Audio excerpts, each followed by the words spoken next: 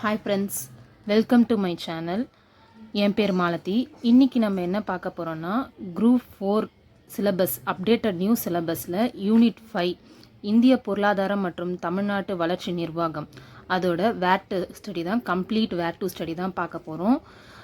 இதில் 20 கொஷின்ஸ் கேட்பாங்கன்னு சொல்லி டிஎன்பிஎஸ்சியை நமக்கு சொல்லிட்டாங்க.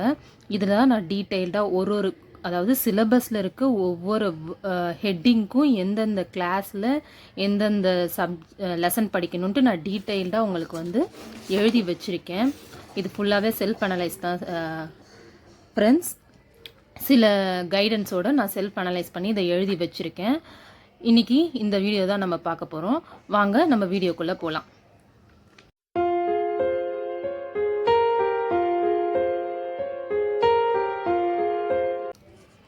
ஃபஸ்ட்டு இதில் என்ன இருக்குன்னா, அதாவது யூனிட் 5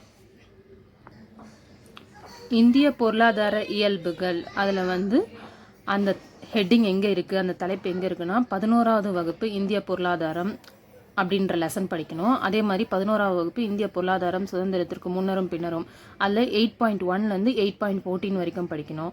அது மாதிரி 10th ஸ்டாண்டர்டில் மொத்த உள்நாட்டு உற்பத்தி, அதன் வளர்ச்சி மற்றும் அறிமுகம் அந்த மாதிரி படிக்கணும். இந்த ஃபர்ஸ்ட் ஹெட்டிங். அடுத்தது 5 ஆண்டு திட்ட மாதிரிகள், ஒரு மதிப்பீடு, திட்டக்குழு மற்றும் நிதி ஆயோத்தா. இது 11ஆம் வகுப்பில் 8.13 8.50 வரைக்கும் இந்திய பொருளாதாரம் சுதந்திரத்துக்கு முன்னரும் பின்னரும் திட்டக்குழு ஆயோக்கு தொடர்பான கூடுதல் தகவல்கள் படித்துக்கணும். இந்த மாதிரி ஃபுல் அண்ட் ஃபுல் ஒரு டாப்பிக்கும் ஒவ்வொரு ஹெட்டிங்கும் நான் தனித்தனியாக எழுதி அதுக்கு எந்தெந்த இதில் படிக்கணும்னுட்டு டீட்டெயில்டாக நான் எழுதியிருக்கேன். அதே மாதிரி இங்கே பார்த்தீங்கன்னா சரக்கு மற்றும், ஏன்னா இதுதான் இந்த 2 யூனிட் தான் நமக்கு ரொம்ப வெயிட்டேஜ் அதிகம். அதாவது யூனிட் 5 and யூனிட் 6. நான் நாளைக்கு யூனிட் 6 அடுத்த வீடியோவில், நாளைக்கு நெக்ஸ்ட் வீடியோவில் நான் யூனிட் 6க்கான கம்ப்ளீட் வேர் டு ஸ்டடி இதே மாதிரி ஒரு டாபிக், அந்த டாபிக் எந்த ஸ்டாண்டர்ட் புக்கில் எந்த இது படிக்கணும், அந்த லெசன் ஃபுல்லாக இருந்தால் அந்த ஸ்டாண்டர்ட் புக்கு அந்த லெசன் நேம் எழுதிடுறேன். அதில் இல்லை ஒரு பேஜ் 2 பேஜ் ஒரு பர்டிகுலர் யூனிட் மட்டும் படிக்கணும்னா அந்த பர்டிகுலர் யூனிட் மட்டும் எழுதி வச்சுருக்கேன்.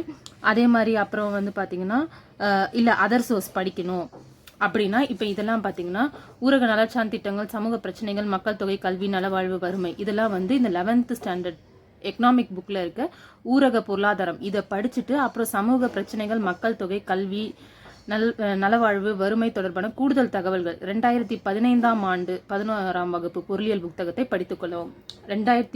2015ல் ரிலீஸ் பண்ண புக்கில் இருக்க 11th புக்கை இந்த ஹெட்டிங், இந்த இது சம்மந்தப்பட்ட இந்த வேர்ட் ரிலேட்டடான இதுவை மட்டும் படிக்கணும். அந்த மாதிரி எக்ஸ்ட்ரா சோர்சஸ் என்னன்றதையும் நான் டீட்டெயிலாக எழுதியிருக்கேன். எதுக்கு வேணுமோ அதுக்கு இல்லாமல் எழுதியிருக்கேன். இப்போ இதில் பாருங்கள், தமிழ்நாட்டின் மனிதவள மேம்பாட்டு குறியீடுகள், அவற்றை தேசிய மற்றும் பிற மாநிலங்களுக்கான குறியீடுகளுடன் ஒப்பாய்வோம். இதுக்கு இந்த 10th சமூக அறிவியல் சோஷியல் சயின்ஸில் இந்த லெசன் படிக்கணும், அதில் இது மட்டும் படித்தா போதும், இது படித்தா போதும், அந்த மாதிரி எக்ஸ்ட்ரா சோர்சஸ் இருந்தால் சமீபத்திய HDI மற்றும் அது சார்ந்த அனைத்து குறியீடு தகவல்களையும் படித்துக்கொள்ளவும் அந்த மாதிரி எழுதி வச்சுருப்பேன். இதில் எல்லா ஈச் வேர்டு அவங்க கொடுத்துருக்க ஒவ்வொரு டாபிக், அதுக்கு எந்த லெசன் படிக்கணும், எக்ஸ்ட்ரா சோர்ஸ் எது படிக்கணும், ஃபுல் டீட்டெயில்டாக தான் நான் இது உங்களுக்கு ஃபுல் அண்ட் ஃபுல் எக்கனாமிக்ஸ்க்கான ஃபுல் அண்ட் ஃபுல் சிலபஸ் நான் இது டீட்டெயில் எழுதி வச்சுருக்கேன். இதுக்கான PDF வேணும்னா உங்களுக்கு நம்மளோட டெலிகிராம் சேனலில் இருக்கும். அடுத்து நாளைக்கு நான் யூனிட் 6க்கு போடுறேன். இந்த மாதிரி உங்களுக்கு எந்தெந்த யூனிட்டுக்கு வேணும்னு சொல்லுங்கள். அந்தந்த யூனிட்டுக்கு நான் நம்மளோட டெலிகிராம் சேனலில் PDF நான் உங்களுக்கு அப்லோட் பண்ணிடுறேன். தேங்க்யூ ஃபார் வாட்சிங். Subscribe my channel.